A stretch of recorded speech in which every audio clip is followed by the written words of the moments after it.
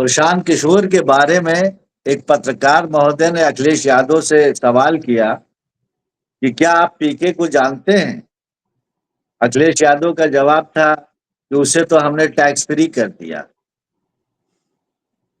लेकिन आज बात करेंगे प्रशांत किशोर पीके, वो जो अभी सुनने में आया है कि पटना जिले की बाकी विधानसभा से वो चुनाव लड़ने की तैयारी कर रहे हैं।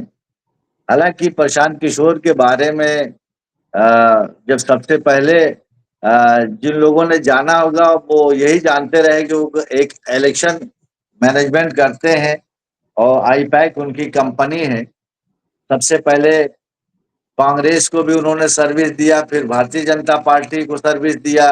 उसके बाद उत्तर प्रदेश में भी बात चली थी अखिलेश यादव से और राहुल गांधी के, जब गठबंधन वाला मामला था।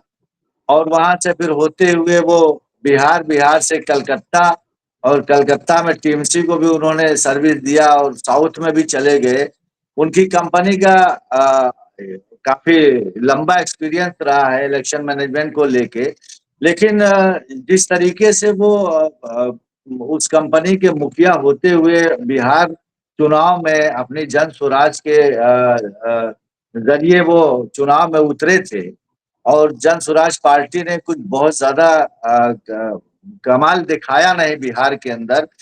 अब चूंकि वो खुद मैदान में उतरने जा रहे हैं पटना विधानसभा, पटना जिले की बाकी विधानसभा से, तो अब ये बड़ा दिलचस्प होने जा रहा है। और ये इसलिए भी दिलचस्प होने जा रहा है क्योंकि ये भारतीय जनता पार्टी के राष्ट्रीय अध्यक्ष नितिन नवीन जी की सीट है और उससे चुनाव लड़ने जा रहे हैं। इस बात पे आज चर्चा करेंगे। हमारे खुसूसी मेहमान हैं आलोक सिंह जी। बहुत बहुत नमस्कार आलोक भाई, बहुत स्वागत है आपका। नमस्ते, नमस्ते सभी का। प्रशांत किशोर की कुछ बातें आप बताइए, कुछ उपलब्धियां बताइए। खुद उनकी अपनी स्वराज पार्टी जिस तरीके से उन्होंने बनाया, लेकिन कुछ कमाल नहीं दिखा पाए। हालांकि उससे हो सकता है कहीं ना कहीं भारतीय जनता पार्टी को ही कुछ विधानसभा पे फायदा मिल गया हो। लेकिन उसके बाद अब ये खुद इलेक्शन लड़ने जा रहे हैं भारतीय जनता पार्टी के राष्ट्रीय अध्यक्ष जी की सीट से, तो इस पे आप क्या कहेंगे?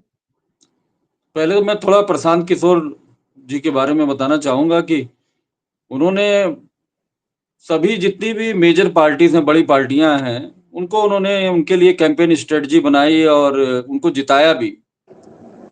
मतलब बिहार में तो उनकी नीतीश कुमार जी से इतनी अच्छी ट्यूनिंग थी कि वो चाहते तो शायद उप मुख्यमंत्री भी बन जाते, लेकिन बाद में जी कुछ आपस में, हाँ, तो उन्होंने भाजपा चाय चाय पे चर्चा चलाया भाजपा के लिए, जिसने जो है नरेंद्र मोदी को प्रधानमंत्री बना दिया। जी। कांग्रेस को फिर उसके बाद से अभी हाल ही के चुनाव में आपने देखेंगे कि तमिलनाडु में भी टीवीके को उन्होंने वो किया है, हाँ, उनकी कैंपेन स्ट्रेटजी उनकी बनाई, कंपनी सपोर्ट भी। किया। जी बिल्कुल। पिछले जगन मोहन रेड्डी को भी उन्होंने सपोर्ट किया था, पूरा उनका कैंपेन स्ट्रेटजी बनाई थी। जो तेलंगाना के, अरे आपके आंध्रा के जो चीफ मिनिस्टर रहे, तो उन्होंने अमूमन सभी पार्टियों के लिए कैंपेन स्ट्रेटजी बनाई और उनको अच्छे से उसको एग्जीक्यूट कराया और सक्सेस रिजल्ट उनका बहुत ही अच्छा रहा। अब कई बार लोग कहते रहे कि वो अपने फायदे के लिए कर रहे हैं। ऑफ कोर्स फायदा तो उनका था ही, उनकी कंपनी थी, वो पैसा उनको मिलता था। और गवर्नमेंट में हो सकता है कि उनके कुछ लोग जो होते हो उनके साथ के, उनकी कंपनी के, वो एम्प्लॉय भी हो जाते हैं, वो भी गवर्नमेंट मशीनरी में काम करने लगते हो, वो ठीक बात है। लेकिन जिस तरीके से उन्होंने पूरा अपनी जन स्वराज पार्टी बना के जिस तरह से उन्होंने पिछले चुनाव में पूरी कैंपेनिंग की है, दिन रात बिना जी कुछ सोचे हुए, एक ही चप्पल में एक पजामा कुर्ता पहन के लगे हुए, मतलब लगा, ऐसा नहीं लगा कि वो कितनी बड़ी किसी कंपनी के जो है मालिक हैं। ऐसा लगा कि कोई गांव का कोई गांव का कोई इंसान है, आदमी है, जो कि अपने स्टेट के लिए, अपने प्रदेश के लिए कुछ बेहतर करना चाहता है। तो मुझे लगता है कि जब उन्होंने और भी पार्टीज को सपोर्ट किया होगा, उनके लिए स्ट्रेटजियां बनाई होंगी, तो मेरे ख्याल से उनकी यही मंशा रही होगी, ऐसा मैं सोचता हूँ, क्योंकि अभी तक कुछ हाँ ऐसा नहीं आया है, ऐसा हाँ, बाहर तो वो आया अलग नहीं है। बात है। वो अलग बात है कि आपका आपका नजरिया सोचने का जिस एंगल पे है। लेकिन उनके ऊपर इल्जाम भी ये लगता रहा कि भारतीय जनता पार्टी से फंडेड हैं और कहीं ना कहीं यहाँ पे आए हैं वो इंडिया अलायंस का खेल बिगाड़ने के लिए। और दूसरे ये कि जिस कंपनी के जरिए वो बाकी कई एक इलेक्शन मैनेजमेंट उन्होंने किया और सरकारें बनवाई, खुद वही कंपनी और उसी सर्विस के होते हुए भी जन स्वराज पार्टी में कुछ कमाल नहीं दिखा पाए। उस कंपनी के बारे में मैं बता दूं नदीम जी की, ऐसा नहीं है कि वो आईपैक से पूरी तरह से जुड़े हुए हैं। उन्होंने उससे अपनी एक अलग पहचान बनाई हुई है। आईपैक जी कुछ और लोगों द्वारा चलाई जा रही कंपनी इस समय है, वो उनकी पूरी तरह से उनकी कंपनी नहीं है। जी जी और जहां तक प्रशांत किशोर की बात है, मेरे को ये लगता है, और जो बाहर चर्चाएं भी रही हमेशा, जो उनको जानते हैं, कुछ लोगों को मैं जानता हूं जो उनको पर्सनली भी जानते हैं, तो उनका ये कहना था कि उनकी हमेशा से मंशा ये रही कि अगर वो किसी पार्टी को के लिए स्ट्रेटजी बना रहे हैं, उसे सपोर्ट कर रहे हैं, उसे जिताने में मदद कर रहे हैं, तो वो पार्टी देश के लिए अच्छा काम करेगी। लेकिन ये बार-बार जो है उनको इस पे धोखा मिला एक तरीके से। वो भाजपा को जब वो ला रहे थे, उन्हें लगता था नरेंद्र मोदी आएंगे तो बिल्कुल चमत्कार हो जाएगा। लेकिन 2-3 साल बाद ही उनका मोह भंग हो गया। उन्होंने देखा कि ये तो बिल्कुल उस तरीके से काम कर ही नहीं रही है, तो बिल्कुल ही अलग डायरेक्शन में है। ऐसे ही उन्होंने जिस ऐसी तो वो फिर क्षेत्रीय पार्टियों की ओर गए, और वहां से उन्हें थोड़ा सा पॉजिटिव रिस्पांस मिला। जो वो कुछ चीजें करवाना चाहते थे पॉलिसी लेवल पे, वो करवा पाए। अब जहां तक सवाल है, आपने कहा कि चर्चा ये भी हुई कि वो बिहार में आए हैं भाजपा को फायदा पहुंचाने के लिए या इंडिया अलायंस को फायदा पहुंचाने। मुझे नहीं लगता है कि ऐसा कुछ था। और यहाँ तक कि जब वो चुनाव अपना पूरा भयंकर तरीके से कैंपेनिंग कर रहे थे, तब मुझे पहली बार पता चला मीडिया के द्वारा कि उनका पूरा नाम शायद पांडे है कि क्या है, मतलब वो ब्राह्मण है।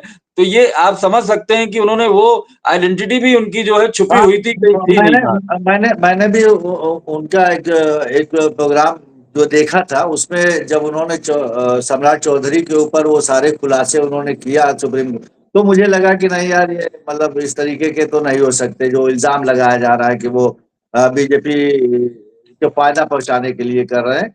सीरियसली लगा कि नहीं, एक आदमी मेहनत कर रहा है अपनी पार्टी के लिए। लेकिन एक सवाल ये है आलोक भाई कि 2025 के विधानसभा में एक भी सीट नहीं निकाल पाए, उसके बावजूद ये बांकीपुर विधानसभा से चुनाव लड़ने की मंशा क्या है, उसकी रणनीति क्या है, किस लिए लड़ रहा देखिए, मैंने पिछले कुछ प्रोग्रामों में भी मैंने चर्चा की थी, मैंने आम आदमी पार्टी की बात की थी। दिल्ली में जैसे अरविंद केजरीवाल लीडर थे, तो उन्होंने चुनाव लड़ा, वो चुनाव से पीछे नहीं हटे। क्योंकि अ, एक इंसान को क्या होता है कि जब वो पहली बार लड़ रहा होता है या दूसरी बार लड़ रहा है, उसे लगता है कि मेरी बेइज्जती ना हो जाए, मैं हार जाऊं, कम वोट ना मिल जाए। लेकिन एक जो सच्चा लीडर होता है, जो किसी एक पार्टी को या एक दल को लीड कर रहा होता है, तो उसको चुनाव लड़ना बहुत जरूरी होता है।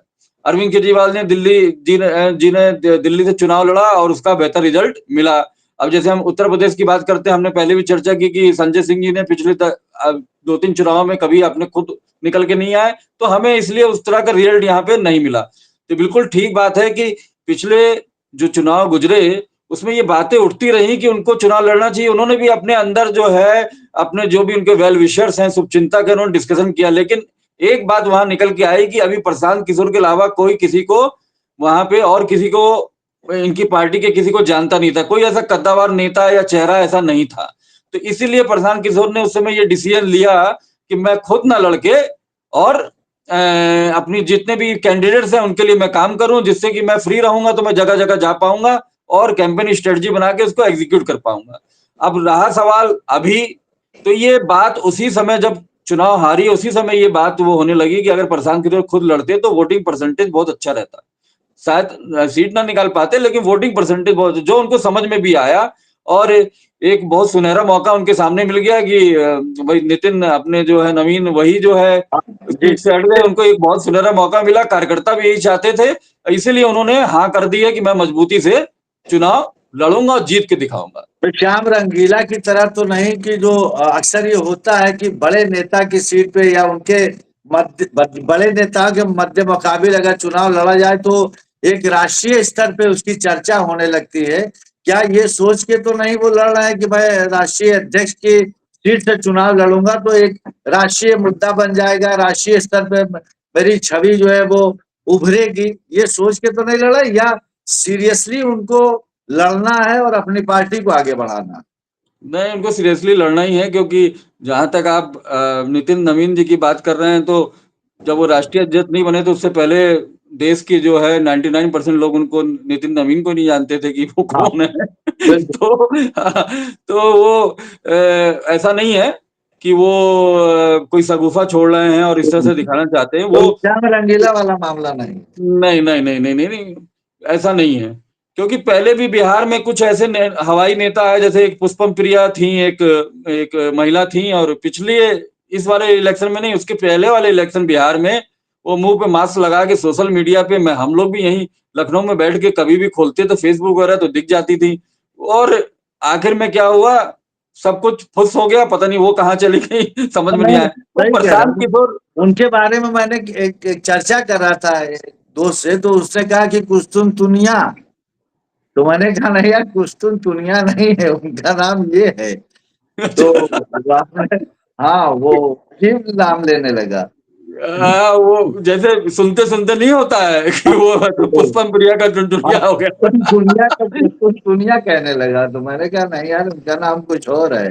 बहरहाल, तो तो तो ऐसा नहीं है प्रशांत किशोर का, ऐसा नहीं। प्रशांत किशोर अपना सब कुछ जो है दांव पे लगा चुके हैं। उनकी फैमिली कहीं और रहती है, और वो जितना उन्होंने कमाया वो सब उन्होंने एक तरीके से इन्वेस्ट कर दिया है। वो अपना पैसा उसमें लगा, ऐसा नहीं है कि वो इन्वेस्टर से बहुत सारा पैसा ले रहे हैं और फिर उसके बाद से वो, उन्होंने अपना पैसा जो है, स्वयं का पैसा लगाया है चुनाव में। ये एक अब दो, सच्चाई है। अब दो बातें आ गई। एक तो ये सवाल आ गया कि इसका मतलब अब भारतीय जनता पार्टी के उनके घर में घुस के उनको हराने की बात हो रही है। हम्म। दूसरे ये कि इनके जीतने से या इनकी पार्टी को अगर बिहार में बढ़त मिलती है आने वाले इलेक्शन में, तो इसका मतलब उसका नुकसान कहीं ना कहीं तेजस्वी और जो दूसरी जो पार्टियां हैं छोटी, उस पे असर पड़ जाएगा। फिर वो धीरे धीरे क्या प्रशांत किशोर के जरिए से वहां के विपक्षियों को किनारे लगा रही भाजपा क्या?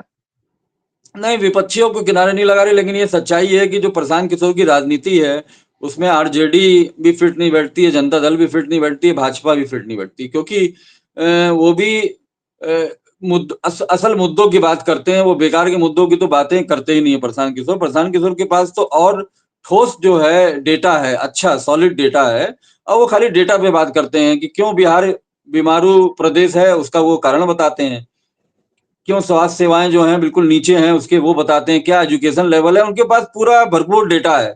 तो वो, उनकी जो राजनीति है उससे नुकसान, अगर वो राजनीति सफल होती है प्रशांत किशोर की, तो उससे नुकसान खाली आरजेडी को नहीं है, भाजपा को भी है, जनता दल को है, सभी को है। अगर वो राजनीति सफल हो जाए तो, जैसे दिल्ली में एक बार आम आदमी पार्टी की राजनीति सफल हुई थी, आज भी सफल है। हाँ, 40% से ऊपर वोट तो मिला ही था आम आदमी पार्टी को पिछले चुनाव में। लेकिन प्रशांत किशोर जिस जातीय समीकरण को फोकस करते हैं और उसको साधने की बात करते हैं, उसमें सबसे ज्यादा तो नुकसान तेजस्वी यादव और नीतीश कुमार की पार्टी को होगा। हालांकि नीतीश कुमार एक तरह से अब हो सकता है भाजपा उनको तो किनारे लगा ही रही है। अब बचेंगे नीतीश कुमार, तो पीके के जरिए उनको किनारे लगा देगी, तो पीके और बाद में देखा जाएगा। ऐसा भी हो हाँ, सकता है। नहीं, लेकिन वो किसी के, ये किसी के प्रायोजित वो नहीं है, अच्छा, क्योंकि अच्छा आलोक भाई, एक चीज ये पूछना आपसे एक सवाल कि पीके और एमआईएम का कोई गठजोड़ वहां नहीं हो सकता क्या? हालांकि एमआईएम की सीट वहां निकली है भाई, हाँ, हाँ, बिल्कुल। इनकी तो कुछ भी नहीं निकली। क्या पता भाई, राजनीति अलग-अलग दृश्य दिखाती है।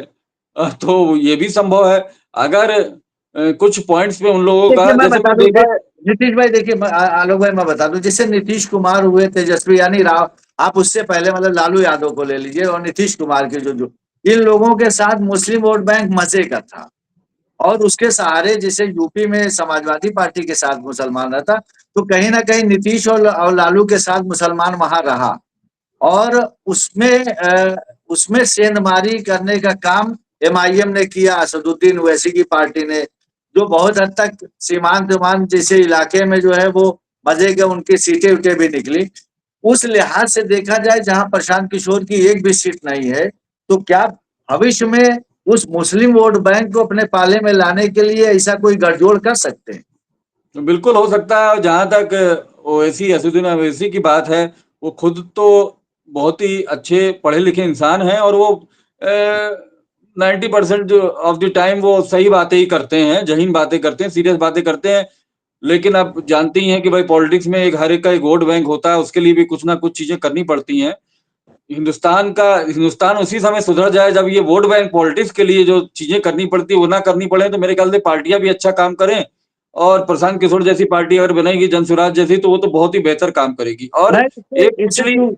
जी, जी, जी, एक पिछली पिछली बा पिछली उसमें हम लोग अभी एक बात कर रहे थे कि क्या उनके वोट काटने के लिए तो नहीं आए हैं, तो उसपे एक बात मैं बताना चाहूँगा जो मेरा पर्सनल एक अनुभव प्रशांत किशोर जी को मैंने भी बिहार का जब चुनाव हुआ, मैं भी बहुत उससे आशाओं से देख रहा था कि उनको सीटें मिलेंगी, लेकिन नहीं हुआ तो फिर मैंने कहीं से उनका फ़ोन नंबर मुझे मिला, तो मैंने उनको मैसेज भी किया था कि आपने अच्छा वो किया, फिर मैंने उनको यूपी में आने का न्योता दिया था। कि यूपी में जी, मतलब वो करिए और मेरी तरह और भी कुछ लोगों को जानता हूँ जिन्होंने उनसे ये कहा कि आप यूपी में आके और यहाँ पे भी वो करिए। लेकिन उन्होंने ये बात क्लियर की कि मतलब चूँकि वो बिहार से हैं, बिहार मतलब बहुत ही खराब स्थिति में है, तो इसलिए वो बिहार पे पूरा फ़ोकस करना चाहते हैं और उनकी कोई और मंशा इस समय नहीं है। तो इसलिए मुझे लगता है कि वो एक बेहतर मंशा से काम कर रहे हैं और बाद में अगर उनका एआईएमएम के साथ वो हो जाए गठबंधन तो मैं तो चाहूँगा कि हो जाए, बहुत अच्छी बात है और कुछ कंस्ट्रक्टिव निकल के आए उन दोनों के गठबंधन से। नहीं, चूंकि अब्दुल से परहेज नहीं होना चाहिए पीके को। उसकी वजह यह है कि जब अब्दुल से परहेज बीजेपी भी नहीं करती है और बीजेपी के अंदर भी अल्पसंख्यक सभा है, अल्पसंख्यक बिल्कुल, प्रकोष्ठ है, तो इन्हें तो अभी शुरुआत करनी है, अभी बहुत लंबी पारी खेलना है, तो ऐसे में अब्दुल को तो नजरअंदाज नहीं करना चाहिए। और ये बहुत अच्छा मौका है प्रशांत किशोर को अब्दुल को साधने के लिए। बहरहाल, बिल्कुल। चलिए, अब बहुत हर मुद्दे पे बात हो गई। सारी बातें आपसे हो गई बड़ी बेबाकी से। और पीके के बारे में भी आपने सब खुल के बताया, उनकी रणनीति के बारे में बताया। तो फिर किसी मुद्दे पे मिलते हैं हम लोग ऐसे ही।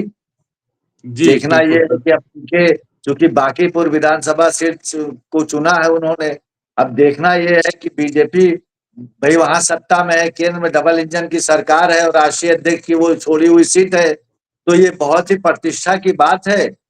बहरहाल, हम लोगों की। कल जी, कल कल कल इतवार था, इतवार को छुट्टी के दिन सब लोग मज़े मनाते हैं, फैमिली के साथ रहते हैं, लेकिन कल भाजपा ने अर्जेंट मीटिंग करी है बांकीपुर विधानसभा के लिए और पूरी स्ट्रेटजी बनाने में जुटी है। अब उनको लग रहा है कि कहीं कुछ गड़बड़ ना हो जाए, तो छुट्टी वाले दिन हाँ, सारे नेताओं को बुला के वो उन्होंने मीटिंग भी कर ली। क्योंकि जो बीजेपी का आईटी सेल बना हुआ है, वो फार्मूला तो चुराया प्रशांत किशोर का ही है। वो तो पहले सर्विस, उन्होंने उनसे सर्विस लिया, सारी चीजों को जान लिया, समझ लिया, फिर वैसे ही एक मॉडल तैयार कर लिया, उसी के तहत वो अब समझ गए, सब तैयारी चल रही पूरे हिंदुस्तान भर में। अब वो देख रहे हैं कि उसका माहिर खिलाड़ी ही मैदान में उतर रहा है, तो अब तो इनको मीटिंग करनी पड़ेगी। बहरहाल, बहुत शुक्रिया, बहुत धन्यवाद आलोक भाई, आपने समय निकाला, बहुत शुक्रिया। धन्यवाद।